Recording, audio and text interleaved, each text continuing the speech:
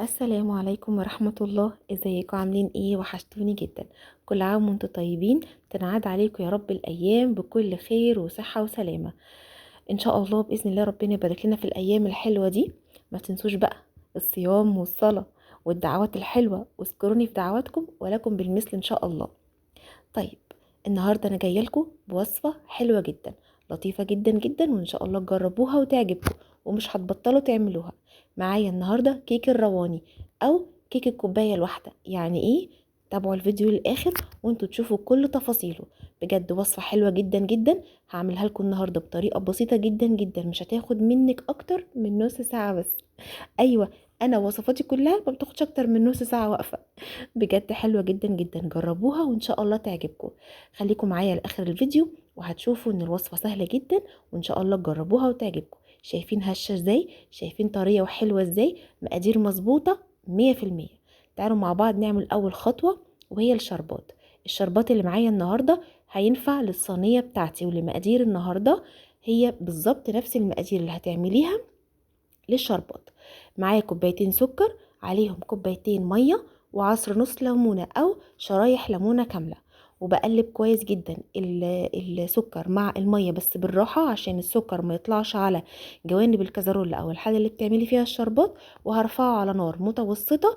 اول ما يغلي بتعدي من 5 ل7 دقايق وبتطفي. بعد كده هنيجي للخلاط. وبجد يا جماعه والله الوصفه سهله جدا، بس تابعوها. كوبايه سكر واحده بس، 3 بيضات كبار او 4 متوسط. طبعا حطيتي بيض يبقى هتحطي الفانيليا، وما تنسيش الفانيليا. هنحط الفانيليا. طيب، الكوبايه اللي استعملتها للسكر هي نفس الكوبايه اللي هستعملها لكل المقادير بتاعتي النهارده.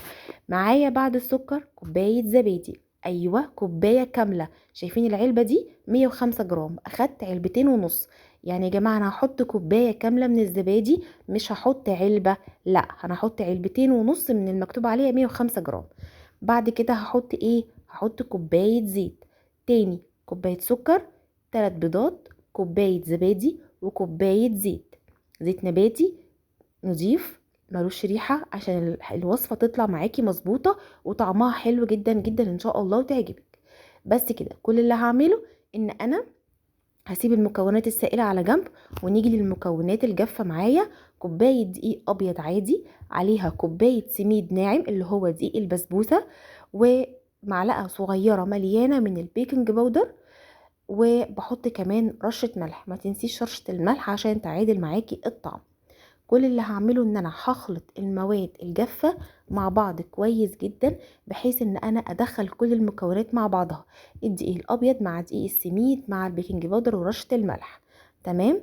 بعد كده هضرب المواد السائلة في الخلاط، اضربه كويس جدا او بالمضرب الكهربائي براحتك خالص، بس انا عايزة اسهل عليكي الخطوات.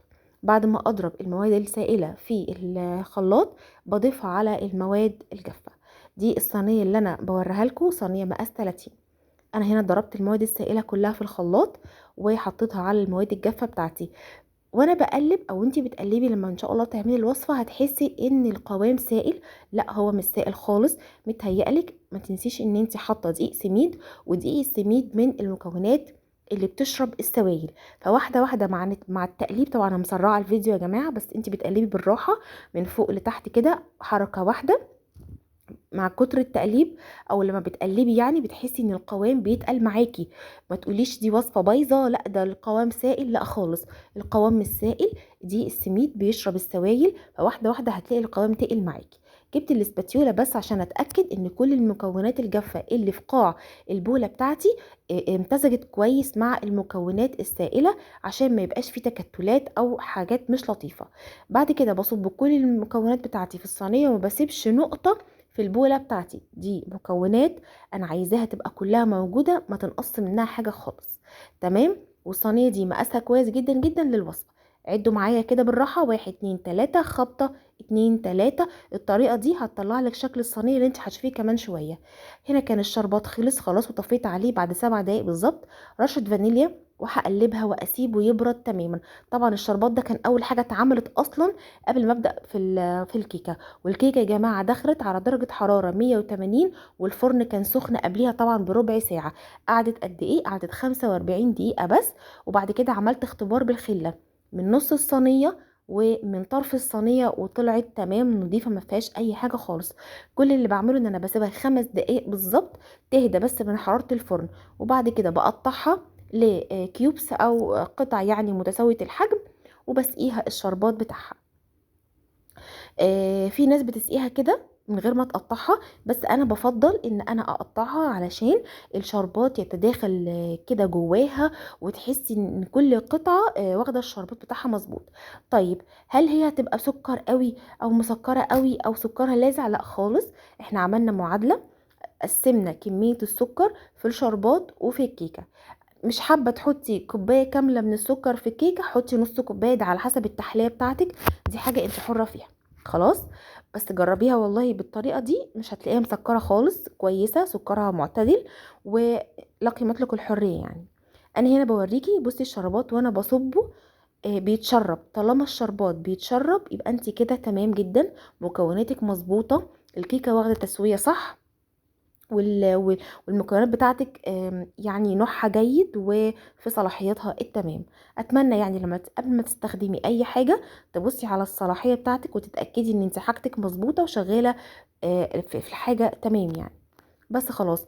طبعا يا جماعه الشربات انا هنا برضو ما حطيتش الكميه كلها، سبت بس نص كوبايه. الخطوه دي خطوه اختياريه، يا اما تحطي عفوا، يا اما تحطي جوز هند، يا اما تحطي فارماسيل او شوكولاته مبشوره، براحتك خالص. هنا في جزء بيحب جوز الهند وجزء لا، فحاولت ان انا اقسم الصينيه جزء فيه جوز هند وجزء لا. بس خلاص. شايفين جمالها؟ والله تحفه جدا جدا. وليالي الشتاء الجميله دي مش عايزه اكتر من الصينيه دي. بس كده بس، اوعي تكتروا احسن تتخانقوا وتقولوا ان انا السبب. ألف هنا وشفا لكل حد بيجرب وصفاتي. شكرا ليكم ولكل كلمة حلوة بتكتبوها لي. ربنا يا رب يقعد لكم الكلام الحلو الجميل اللي انتوا بتقولوه. كلمة تسلم ايدك دي او كلمة تسلم ايدك دي بجد عندي بالدنيا كلها. شكرا ليكم وشكرا لمتابعتكم. اتمنى تجربوا الوصفة وتقولوا لي طلعت معاكم عاملة ازاي، وتبعتوا له تطبيقاتكم، وتنسونيش في دعوة حلوة في الايام الحلوة اللي احنا فيها. شكرا ليكم. السلام عليكم ورحمة الله وبركاته.